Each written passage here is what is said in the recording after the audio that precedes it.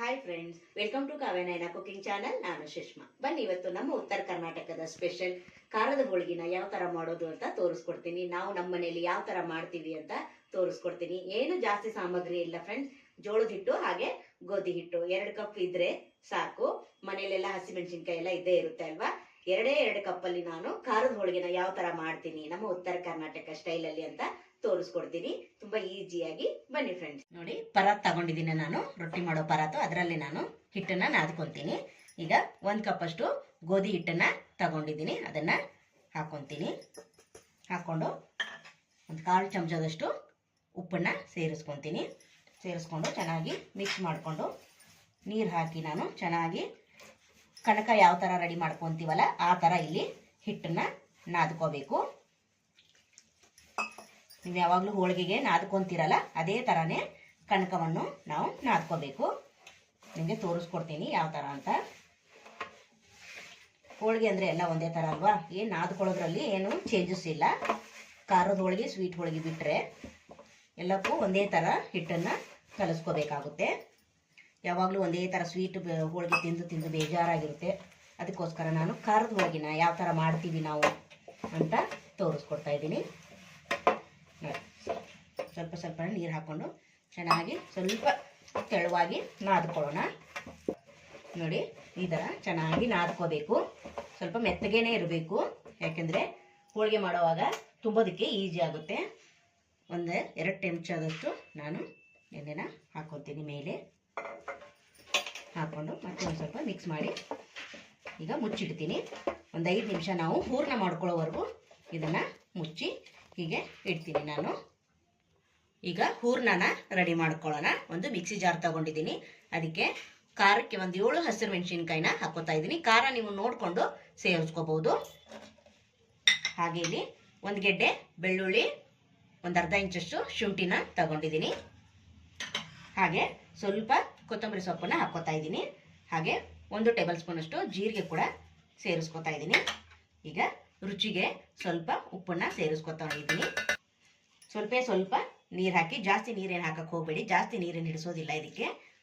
ಈಗ ನೈಸಾಗಿ ಈ ಹಸಿಮೆಣಸಿನ್ಕಾಯಿ ಪೇಸ್ಟ್ನ ರೆಡಿ ಮಾಡ್ಕೊಂಡು ಬರೋಣ. ನೋಡಿ ಫ್ರೆಂಡ್ಸ್, ನೈಸಾಗಿ ರುಬ್ಕೊಂಡು ಬಂದಿದ್ದೀನಿ ನಾನು. ನೋಡಿ, ಇಷ್ಟು ನೈಸ್ ಆದರೆ ಸಾಕು. ಒಲೆ ಮೇಲೆ ಒಂದು ಪಾತ್ರೆನ ಇಟ್ಕೊಂಡಿದ್ದೀನಿ. ನಾನು ಯಾವ ಕಪ್ಪಲ್ಲಿ ಜೋಳದ ಹಿಟ್ಟು ತಗೊಂಡಿದ್ದೀನೋ ಅದೇ ಕಪ್ ಅಳತೆಯಲ್ಲಿ 2 ಕಪ್ ಅಷ್ಟು ನೀರನ್ನ ಹಾಕೊಂತೀನಿ. ನಾನು ಇದೇ ಕಪ್ಪಲ್ಲಿ ಜೋಳದ ಹಿಟ್ಟನ್ನ ತಗೊಂಡಿದ್ದೀನಿ, ಅದಕ್ಕೋಸ್ಕರ ಇದೇ ಕಪ್ ಅಳತೆಯಲ್ಲಿ 2 ಕಪ್ ಅಷ್ಟು ನೀರನ್ನ ಹಾಕೊಂತೀನಿ. ಚೆನ್ನಾಗಿ ನೀರು ಕುದಿಬೇಕು.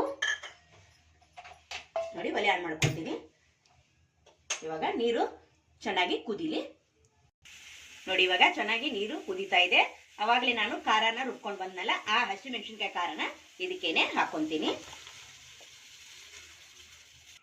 ಈಗ ಇದಕ್ಕೇನೆ 1 ಕಪ್ ಆಗೋಷ್ಟು ನಾನು ಜೋಳದ ಹಿಟ್ಟನ್ನ ತಗೊಂಡಿದ್ದೆ, ಅದನ್ನ ಸ್ವಲ್ಪ ಸ್ವಲ್ಪನೇ ಹಾಕೊಂಡು ಚೆನ್ನಾಗಿ ಮಿಕ್ಸ್ ಮಾಡ್ಕೊತೀನಿ. ಗಂಟೇನು ಆಗಬಾರ್ದು, ಅದಕ್ಕೋಸ್ಕರ ಲೋ ಫ್ಲೇಮಲ್ಲೇನೆ ನಾನು ಚೆನ್ನಾಗಿ ಈ ಥರ ಒಡ್ಕೊಂಡು ನಾನು ಮಿಕ್ಸ್ ಮಾಡ್ಕೊತೀನಿ. ಗಂಟೇನು ಆಗೋದಿಲ್ಲ. ಮಿಕ್ಸ್ ಮಾಡ್ತಾ ಮಾಡ್ತಾ ನಾವು ಆರಿದ ಮೇಲೆ ಇನ್ನು ನಾದ್ತೀವಲ್ವ, ನಾದೋವಾಗ ಚೆನ್ನಾಗಿ ಗಂಟೆಲ್ಲ ಒಡೆದೋಗುತ್ತೆ. ನೋಡಿ, 2 ಕಪ್ಪು ನೀರಿಗೆ 1 ಕಪ್ ಅಷ್ಟು ಹಿಟ್ಟು ಸರಿ ಹೋಗುತ್ತೆ. ಚೆನ್ನಾಗಿ ಈ ಗಂಟನ್ನೆಲ್ಲ ಒಡ್ಕೊಂಡು ಈ ಸಣ್ಣ ಉರಿಲೇನೆ ನಾವು ಚೆನ್ನಾಗಿ ಮಿಕ್ಸ್ ಮಾಡ್ಕೋಬೇಕು. ಹಸಿ ಹಿಟ್ಟು ಹಾಕಿರ್ತೀವಲ್ವ, ಅದಕ್ಕೋಸ್ಕರ ಇಲ್ಲಿ ಚೆನ್ನಾಗಿ ಮಿಕ್ಸ್ ಮಾಡ್ಕೋಬೇಕು, ಬೇಗನೆ ತೆಗಿಬಾರ್ದು. ನೋಡಿ, ನೀವು ಒಂದ್ಸತಿ ಟ್ರೈ ಮಾಡಿ ನೋಡಿ, ತುಂಬ ಚೆನ್ನಾಗಿರುತ್ತೆ ಈ ಖಾರದ ಹೋಳಿಗೆ. ಯಾವಾಗಲೂ ಸ್ವೀಟ್ ಹೋಳಿಗೆ ಮಾಡಿರ್ತೀವಿ. ಈಗ ಗೋಧಿ ಹಿಟ್ಟು ಬದಲು ನೀವು ಮೈದಾ ಹಿಟ್ಟನ್ನು ಕೂಡ ಬಳಸ್ಕೋಬಹುದು. ನಮ್ಮ ಉತ್ತರ ಕರ್ನಾಟಕ ಸ್ಪೆಷಲ್ ಅಂದರೆ ಹೇಳ್ಬೋದು, ತಪ್ಪಾಗಲ್ಲ. ನಾವು ಯಾವಾಗಲೂ ಮಾಡ್ತಾನೆ ಇರ್ತೀವಿ. ತುಂಬ ಚೆನ್ನಾಗಿ ಸಾಫ್ಟಾಗಿ ಬರುತ್ತೆ ಈ ಹೋಳಿಗೆ. ನೋಡಿ, ಗಂಟೆಲ್ಲ ಹೊಡಿತಲ್ವ, ಸ್ವಲ್ಪ ಕೂಡ ಗಂಟಿಲ್ಲ. ಗಂಟಿದ್ರೆ ಮತ್ತೆ ಈ ಥರ ಮಾಡಿಕೊಂಡ್ರೆ ಚೆನ್ನಾಗಿ ಗಂಟೆಲ್ಲ ಹೊಡ್ಕೋಬಹುದು. ನೋಡಿ, ಸಣ್ಣ ಉರಿಲೇನೆ ನಾವು ಈ ಥರ ಮಾಡ್ಕೋಬೇಕು. 1-2 ನಿಮಿಷ ಈ ಥರ ಮಿಕ್ಸ್ ಮಾಡ್ತಾ ಇದ್ರೆ ಹಸಿ ಹಿಟ್ಟು ವಾಸನೆ ಎಲ್ಲ ಹೋಗುತ್ತೆ. ನೋಡಿ, ಖಾರ ಕೂಡ ನಾವು ಹಸಿದಾಗೆ ರುಬ್ಬಿರ್ತೀವಲ್ವ ಅದು ಕೂಡ ಹಸಿ ವಾಸನೆ ಹೋಗುತ್ತೆ. ನೋಡಿ ನೋಡಿ ಇವಾಗ ಇದು ಆರ್ಲಿ, ಇದನ್ನ ಆರೋದಕ್ಕೆ ಬಿಡೋಣ. ಆರಿದ ಮೇಲೆ ನಾವು ಚೆನ್ನಾಗಿ ಕೈಗೆ ಸ್ವಲ್ಪ ಎಣ್ಣೆ ಹಚ್ಕೊಂಡು ಚೆನ್ನಾಗಿ ನಾದ್ಕೊಳ್ಳೋಣ, ಹೂರ್ಣನ ರೆಡಿ ಮಾಡ್ಕೊಳ್ಳೋಣ ಫ್ರೆಂಡ್. ನೋಡಿ ಇವಾಗ ನಾನು ಪರಾತ್ಗೆ ಹಾಕೊಂಡು ಇದನ್ನ ಚೆನ್ನಾಗಿ ಆರೋದಕ್ಕೆ ಬಿಟ್ಟಿದ್ದೆ. ಇವಾಗ ಚೆನ್ನಾಗಿ ಆರಿದೆ. ಈಗ ಸ್ವಲ್ಪ ಕೈಗೆ ಎಣ್ಣೆ ಹಚ್ಕೊಂಡು ನಾವು ಇದನ್ನ ಇನ್ನೊಂದು ಸ್ವಲ್ಪ ಮಿಕ್ಸ್ ಮಾಡ್ಕೊಳ್ಳೋಣ. ನೋಡಿ ಸ್ವಲ್ಪ ಎಣ್ಣೆ ಹಾಕೊಳ್ಳೋಣ, ಅಂದ್ರೆ ಕೈಗೆ ಅಂಟಲ್ಲ. ನೋಡಿ ಇದನ್ನೆಲ್ಲ ತೆಗೆದು ಚೆನ್ನಾಗಿ ನಾದ್ಕೊಳ್ಳೋಣ. ನೋಡಿ ಎಷ್ಟು ಸ್ಮೂತ್ ಆಗಿ ನಮಗೆ ಈ ಹೂರ್ಣ ರೆಡಿ ಆಯಿತು ನೋಡಿದ್ರ. ನೋಡಿ ಇದೇ ಥರ ಹೂರ್ಣನ ರೆಡಿ ಮಾಡ್ಕೋಬೇಕು. ನಾನು ಸ್ವಲ್ಪ ಕೈಗೆ ಎಣ್ಣೆ ಹಾಕ್ಕೊತೀನಿ.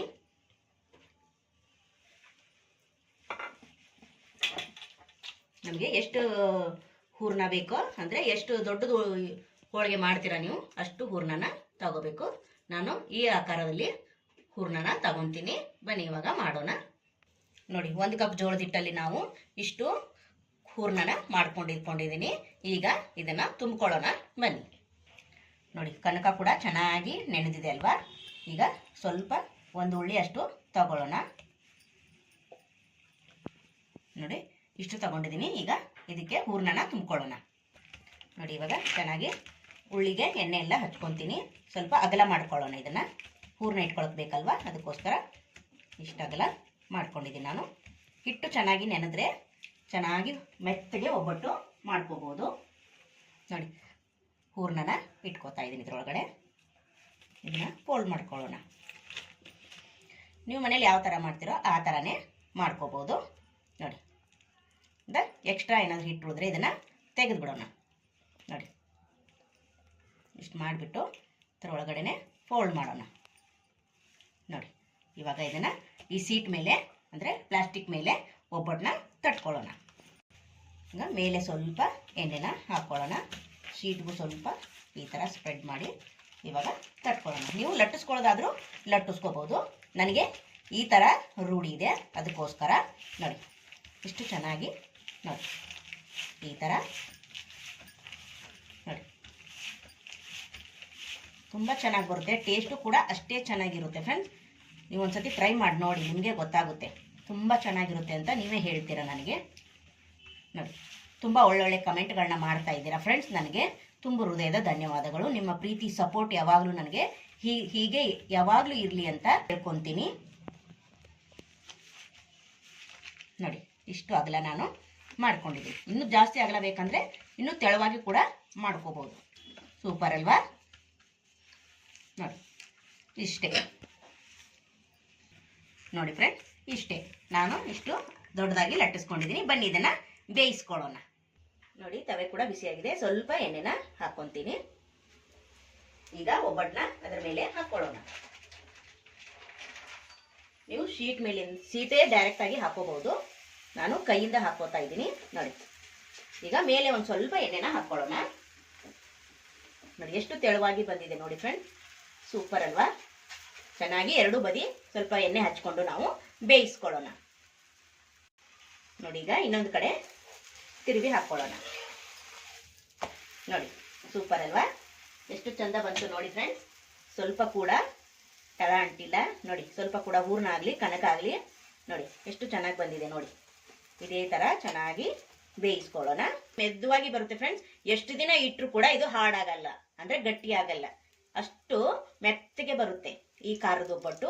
ನೀವು ಕೂಡ ಒಂದ್ಸತಿ ಟ್ರೈ ಮಾಡಿ. ಹಾಗೆ ನಿಮ್ಮ ಫ್ರೆಂಡ್ಸ್ ಫ್ಯಾಮಿಲಿಗೂ ಕೂಡ ಈ ವಿಡಿಯೋನ ಶೇರ್ ಮಾಡಿ, ಸಪೋರ್ಟ್ ಮಾಡಿ ಫ್ರೆಂಡ್ಸ್. ನೋಡಿ ನೋಡಿ